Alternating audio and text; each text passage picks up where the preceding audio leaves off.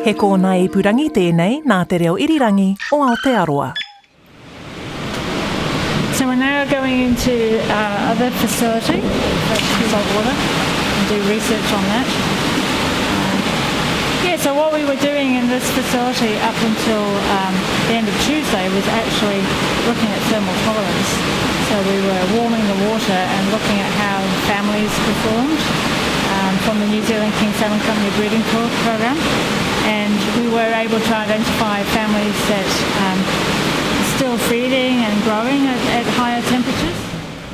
This is Voices, and I'm Kadambari Raghukumar. This week we're in Nelson, standing in Cawthron Institute's fin fish breeding lab, where scientist Jane Symonds has been helping Marlborough's salmon industry cope with climate change. In front of us are large tubs holding salmon. They're being monitored for growth and feeding habits. Seawater is being pumped into these tubs from the ocean that's just a few metres outside the aquaculture park here at Cawthron. Jane's an expert in genetics and selective breeding, but working with fish wasn't exactly something she'd foreseen growing up in the UK. What are some of the earliest memories you've had of the ocean now that you work in the industry? That's very interesting because I grew up in an industrial northern England in a mining town in Yorkshire and never really saw the sea. But we did go on a caravan holiday on the east coast and occasionally. So I used to dream of going to the sea when it was summer, and we didn't even have a river locally, right?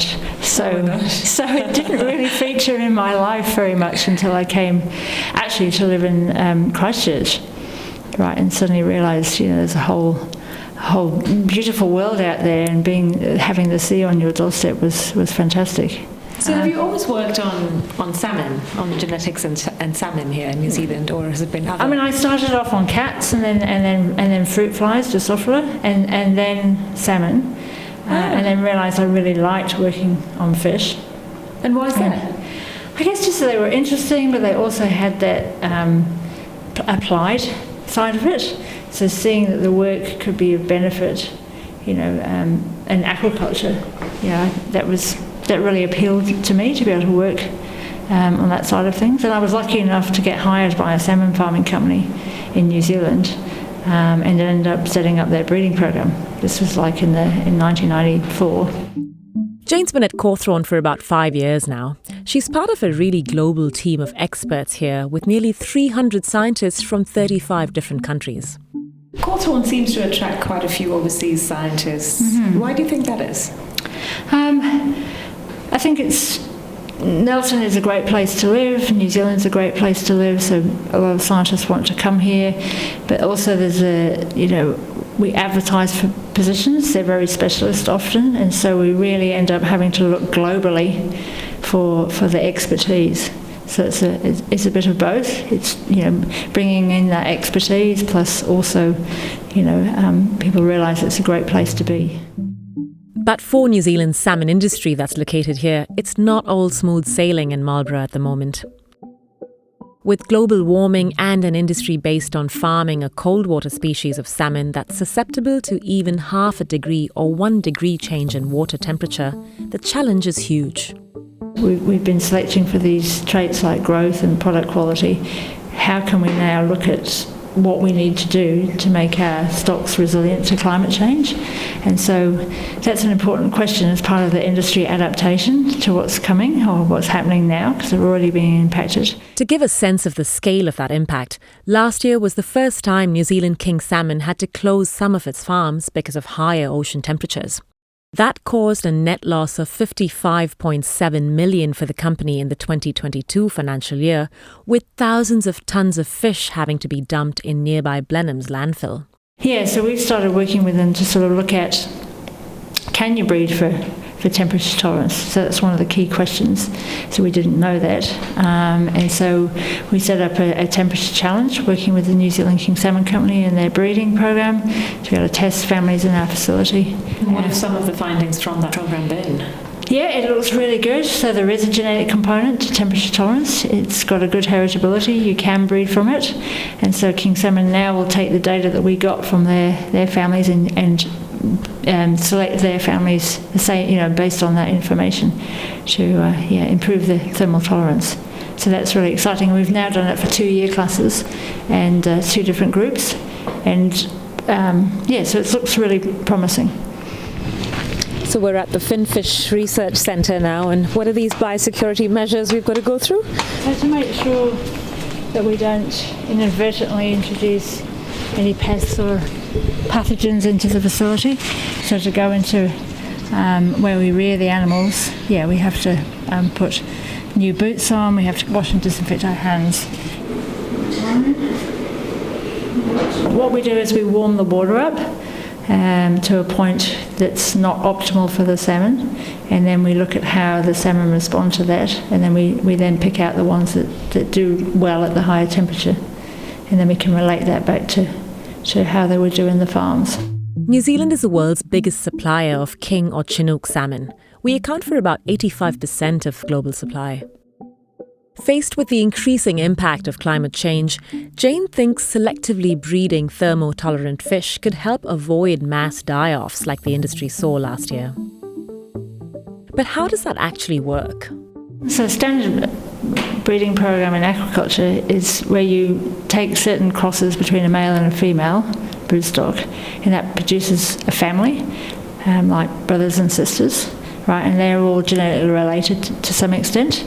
And you create maybe 100 of these families, right? And so they've got different genetics across the families. And then you basically can then evaluate those families and see how they do. So that can be in any kind of, it can be growth, it can be the colour of the flesh, it can be the consumer quality, it can be thermal tolerance, it can be disease resistance. So you evaluate the families, and then you get an idea of, this is a really good family, and it does well, this is not a very good family. And because you know the genetics and the parentage, you can work out how much is genetics influencing the difference in the performance that you're seeing. It's a relatively small tank for a lot of fish, it seems like. Yeah, it's pretty low density actually. Really? Yeah. So how many fish are in there? There's probably about 250. Yeah. So quite low density. Yeah. So you mean we can get a lot more dense than this? We can. Where would they swim? They're literally bumping into each other. Basically, they're bumping into each other because we're standing here and disturbing them. Normally they would be swimming around in circles. Right. And they just do that all day, swim around in circles? They do. We feed them and they swim around in circles all day. But that's not natural behaviour though, is it? Yeah, I mean, and they do it. I mean, they're obviously a migratory species, so out in the sea they'd be travelling long distances. Right. But not swimming around in circles all day? No, not swimming around in circles in the sea. But, if the salmon is okay and it's happy in its environment, we can tell that from the fact that it's growing and it's feeding, and we've got a whole lot of diagnostics to make sure that the welfare of the fish is good. Right. So, I guess this whole situation begs the question with large-scale farming of fish like salmon.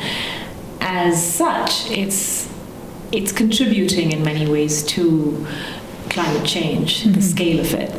And on the one hand, you're trying to adapt the industry to rising temperatures by growing fish that are thermal resistant or thermal tolerant.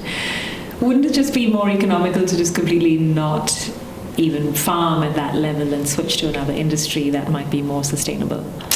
I think that's a good question, but if you think about it, if we compare, like, salmon production in sea pens is a very, very efficient system.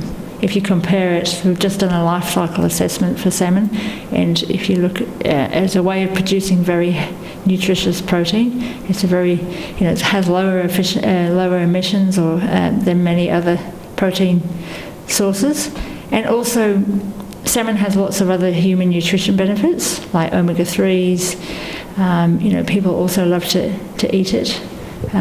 So I think it's Yeah, it's a good species to be farming. Okay, so while relying on wild fish catch alone won't meet global demands, salmon farming is an industry with a reputation for its high environmental impacts. From manufacturing fish feed for the salmon to concentrated amounts of pollutants released into the water. We do need to put them in the right place and also have the right genetics in the right place. And there's also room for diversification, like there's work being done on kingfish and there's work being done on snapper, right, to try and diversify. And we're always rethinking the priorities and developing new ways to measure traits that come along that are important for the future. If you think about the ocean that we have in New Zealand and what we can farm in that ocean, doing it sustainably and efficiently and taking environmental impact into consideration, we can help produce nutritious protein with lower emissions for